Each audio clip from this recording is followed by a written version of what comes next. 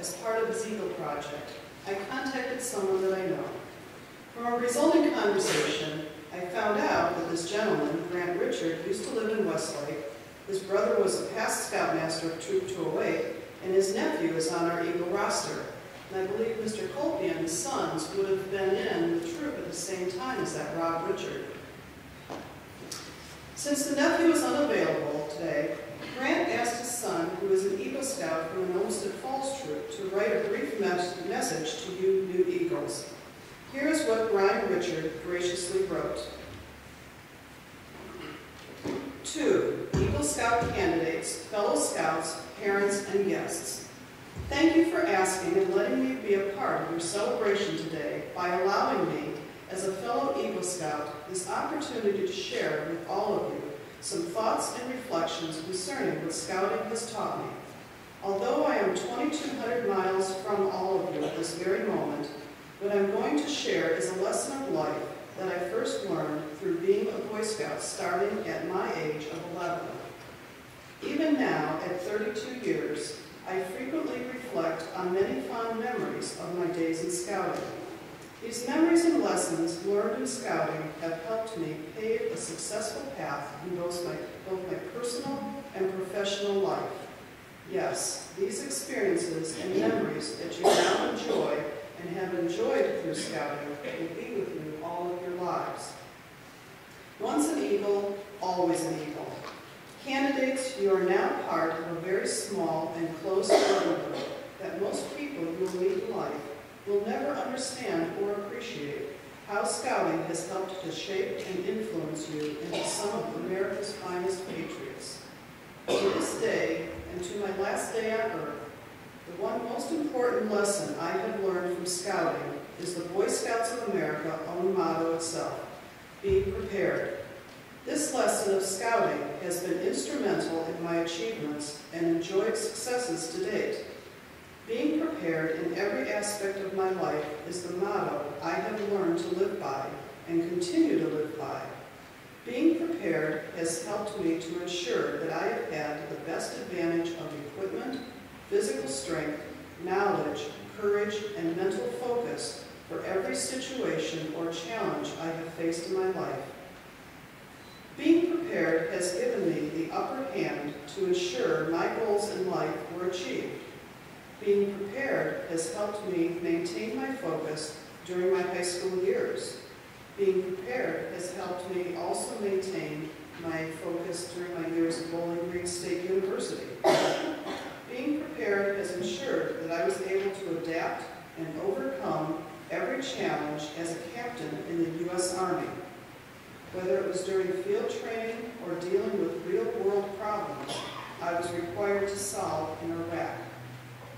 Today, as a U.S. Border Patrol agent, this motto I have continued to live by has proven its worth. Recently, while conducting my duties as a Border Patrol agent along the Southern California border, my motto, and yours, of be prepared, faced its ultimate challenge one cool desert morning. As an agent of the U.S. Border Patrol, I was involved in an altercation where weapons fire was exchanged and the perpetrator was both confronted and apprehended. Due to my practice of being prepared during that confrontation, it proved to be the most important result in having a successful outcome due to our motto of be prepared. Yes, I attribute my learned experiences of my Scouting days as a heavy influence to a positive resolve. My discipline of always to ensure that I was prepared before conducting my routine patrol duties ensured I was equipped with the proper equipment, physical strength, knowledge, courage, and mental focus. I don't know of any better important message that I, as a fellow Eagle Scout, could share with these new brothers of mine, of what our motto can do for these young men in their lives, as it has in mine. Once again, I want to sincerely thank all of you for the opportunity to let me share the most important lesson I have learned from my experiences in years in Scouting. To my new Eagle brothers, remember your motto always. Practice it daily, and I promise it will help you accomplish your goals in life, as it has in mine. God bless you always. To be prepared. Brian G. Richard, U.S. States Border Patrol, Indio, California.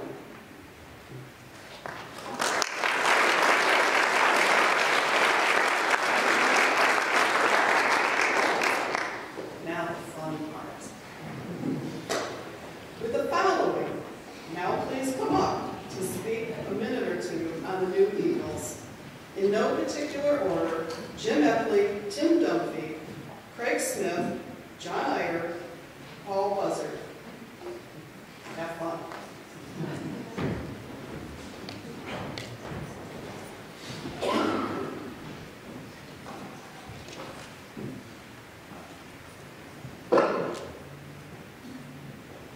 Okay, we're going to loosen things up a little bit here, hopefully. A lot of you guys haven't got the chance to know these guys because they all look the same, they all have the sashes, they all have the neckerchiefs, but we have gotten a chance to know these guys over many campouts and many other experiences. So we're just going to share a few stories with you here on some of these scouts. Hopefully they won't be too embarrassing, but it's going to be fun. Kind of our Dean Martin celebrity roast of Troop 208 Eagle Scouts. So who would like to lead off? Dr. Iyer? No rules, don't worry. Seamus, I'm charged with telling everybody a little bit about you. So I have three thoughts when I think about Seamus. The first thought about Seamus to know is that he's a very quiet person, kind of flies under the radar, but that's a good thing. Quiet people tend to listen first and then talk. It's not that they don't have a lot of opinions. Trust me, Seamus has a lot to say, but you got to get to know him before he'll tell you what's on his mind. The second thing to know about Seamus is that he's a cross-country runner, and that's a special thing. It takes a lot of dedication and determination to run distance, and we all know the story about the tortoise and the hare, and we all know what happens at the end. So in my mind, running distance is a good thing, so keep up the running, Seamus. The last thing about Seamus to know is that he is our senior patrol leader. And not everybody gets to be the senior patrol leader. They're voted on by the scouts in their troop at that time. As the senior patrol leader in my troop many years ago, I remember that quickly you're in a position somewhere between your friends, your peers, your scouts, and the adults in the troop. And everybody's telling you what to do, but nobody tells you how to do it. So you have to figure things out pretty quickly. And Seamus has started to develop his leadership role and his leadership style, and I think he's done a good job, and he's off to a good start. Thank you.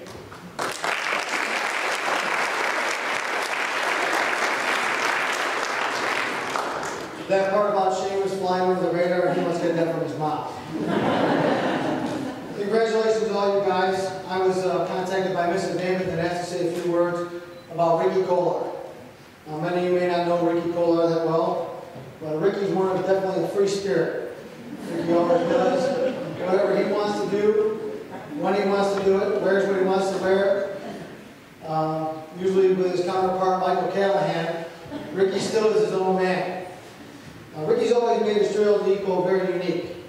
I can remember a number of times at summer camp, Ricky would always take on these unique challenges. It was the first event we went to, I believe he would try to do this thing what they call Survivor Man Award. And the Survivor Man Award took a lot of responsibility. He had to go every day at summer camp and leave, usually during the time when the kids were doing their R&R or siesta or whatever, relaxation time games.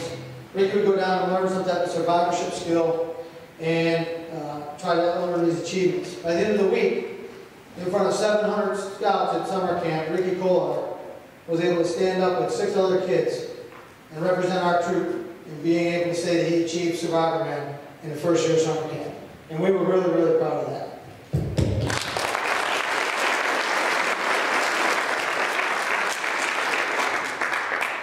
The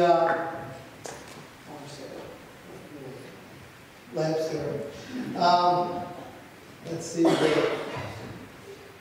One of the biggest things about the events that I remember specifically about Rick was there was an event and it had to do with that survivorship skill. He had to go down and swim the mile swim. And this event was, of course, he had to have his counterpart with him, Michael Callahan. This year, they had to go down there, and the reason that they had to have a counterpart was the boys had to swim the laps in the pool this year. For some reason, there was something to do with the lake. They couldn't go out in the lake and swim the distance, so they had to swim the lap. This obviously became very monotonous, and they were going to have a count.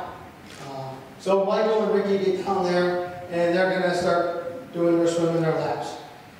Michael's sitting on the deck with him, counting as they're going, and we're sitting there, and I decided to go down and watch with Rick, his dad, and boy, I would like to mention Pam and Rick have done a great job in raising their son, Ricky. I went down there and sat with Rick on the side of the hill. We're watching, and we're as things are going on, and I'm sitting next to him. I can't figure out why he's able to sit there and just calm, cool, collective. Those of you that know Rick Sr., he's a really laid back, easygoing guy, and I am screaming inside. And I can't figure out how he's not down on the side of the fence wanting to, jump in there and help his kid swim this mile. Well, sure enough, we're going along, and in fairness to Michael, it was awful hot that day, and he had to sit on the deck counting 5, 10, whatever, and it was a lot of laps. It had to be in the 70s. Well, about 3/4 of the way through, Ricky started to fade. And I looked up, and I just couldn't take it anymore. I ran down to the fence line, and I yelled to Michael, get up. Start rooting him on, Start yelling at him. I'm sure whether he heard me or not, he saw me. And he said, Mr. Dunphy's barking about something, we better get him. So he started walking with them back and forth. Come on, Ricky. And Ricky picked it up a little bit, but he started to fade again. And about 15 laps to go, we were guessing, it looked like he wasn't going to make it. And all of a sudden, out of nowhere, as I was standing on the side of the fence, Rick Kolar Sr. came up. And he yelled out to him and said, come on, Ricky, you can do it. And Ricky, I don't know if you heard your dad or not that day, but I'm going to tell you, it seemed like he did because he picked it up, and I'm proud to say that Ricky Kolar finished the mile that day. He was able to stand up, and when he got done, he got off on the dock, and he raised both hands up, looked at his dad, and said, I did it. And I don't know how to tell you this, Ricky, but I want you to remember that day the rest of your life. And I want you to know that if you put your mind to it, you can do anything. And I want you to remember to tell you something that I learned that day. When you have kids, I want you to raise them like your dad did. Let them do for themselves, but let them know you're always there for them. Congratulations on being Eagle Scout.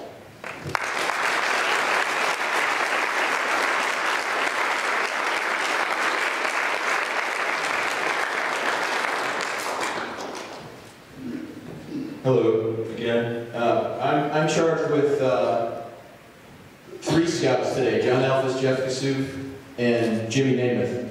And so it's going to be fun. Who should I start with? John, let me start with you? Okay. If you insist. John, in my mind, when I came to the troop, I was a year after John. He was always the model scout. He was always the first one that had his tent back when we were on campouts, and he never got into trouble, at least not that I could observe. And it was just amazing. And he really set a good example for a lot of the other scouts that were coming in with our age group, Seamus and Jonathan and those guys.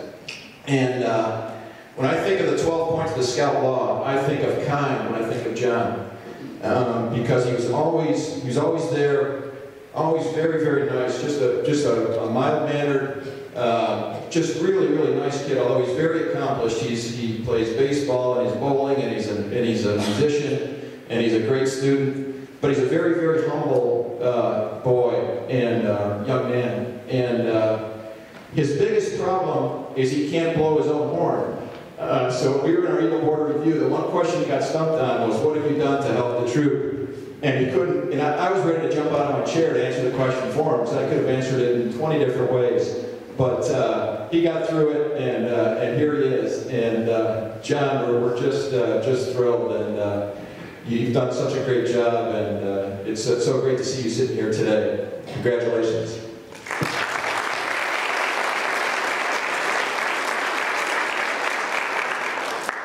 Jeff Kassouf. I have to admit, I have not been on that many campouts with Jeff, so I don't have any real inside stories that way. Maybe Mr. Smith or Mr. Buzzard can cover that one for me.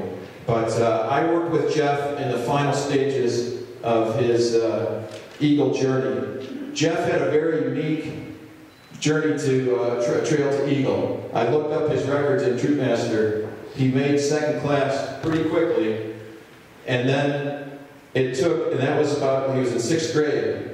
It took him 3 years to get from second class to first class. He did not reach first class until he was a freshman in high school. And that must be a record. That must be some kind of record. Has anybody ever done that and still made Eagle? I mean, so, but Jeff was amazing. He somehow pulled it together.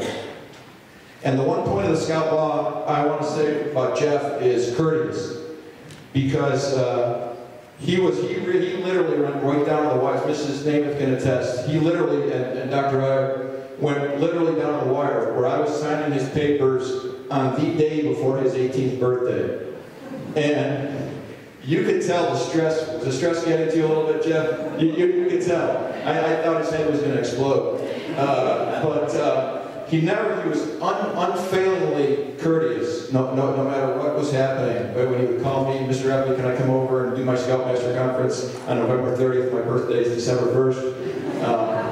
And that was but he was always very, very, very polite, no matter what the situation. That's a great quality to have, Jeff. If you can maintain that through your whole life, that courteous, underestimated point of the Scout Law sometimes, very, very important. And Jeff is going for any scout, any of you guys. Jeff is going to do a Scared Straight program for anybody who's thinking about procrastinating and waiting until the last minute to do it.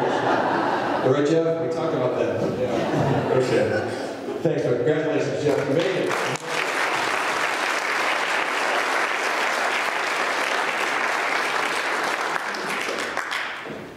Only one left.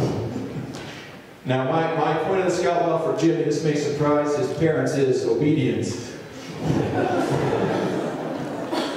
And I have a story. Mr. Dunphy was involved in this one. A couple years ago at summer camp, we had an odd number of campers, meaning somebody would have their own tent, and Jimmy lobbied hard for that to have his own tent, and he got it. So we decided to put Jimmy to the test. And Mr. Dunphy and I conspired. We were partners in crime on this. And so we said, let's get Jimmy. Let's tell him something's changed and he's got to share a tent with a first-year scout. Jimmy was in high school already by then. So, and actually, Mr. Dunphy did it. And he played it up. Do you remember this, Jimmy? He played it up so well. It's like, yeah, Jimmy, we got a problem here.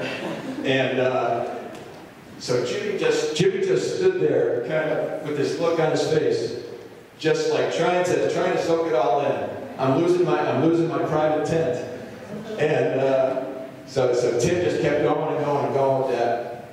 What Jimmy did not do is be disrespectful or disobedient and say, hey, no, I'm not doing it. Forget it. I'm not doing that. He was ready to do it if we asked him to do it. So for that, I give you the obedient award. And then, of course, later we told him it was just a joke. So, but that's a great quality, Jimmy. I think you showed that in scouting. I can't vouch for if you showed it at home or not, but in the troop you do, and it's great, and we really appreciate that. So congratulations again on making it Eagle.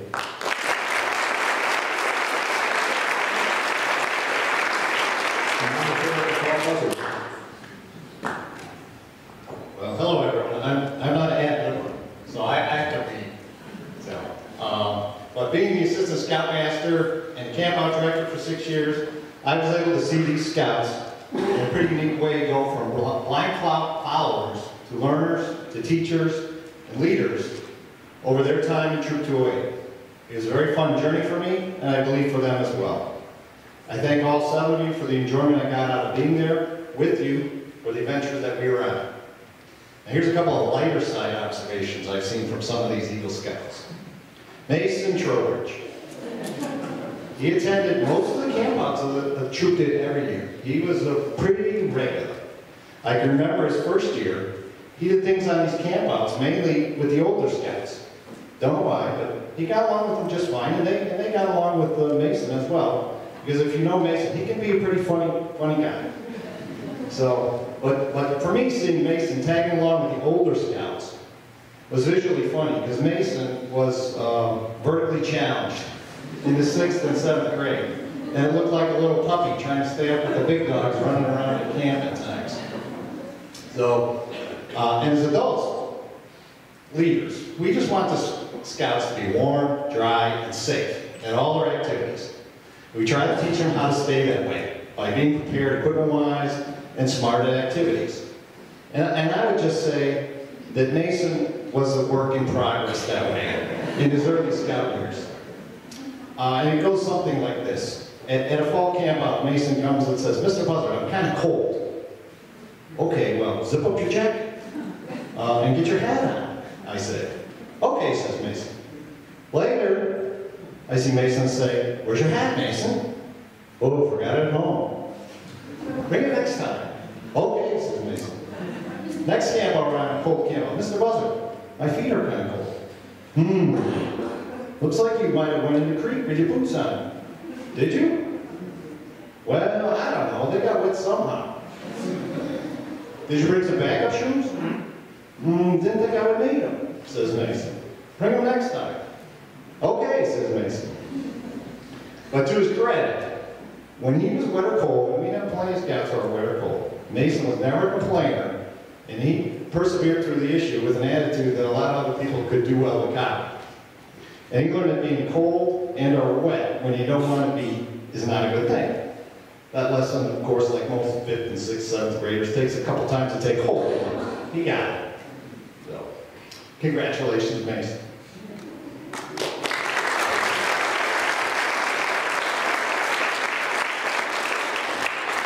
Jimmy. He was Mr. Prepared for campouts, plenty of gadgets, helped vitamins, always helping the other scouts. However, on one of his first campouts, he severely overdid it. We did a one-night hike into a campout in Ohio Pile in early June, and it was super hot and humid. We hiked into a campsite on the Laurel Highlands hiking trail, about 2 miles. The last mile was down a very long hill. Was it long? Yeah, everyone was on that? Yeah, it's long. The hill was okay. It was no issue for Jimmy going down it.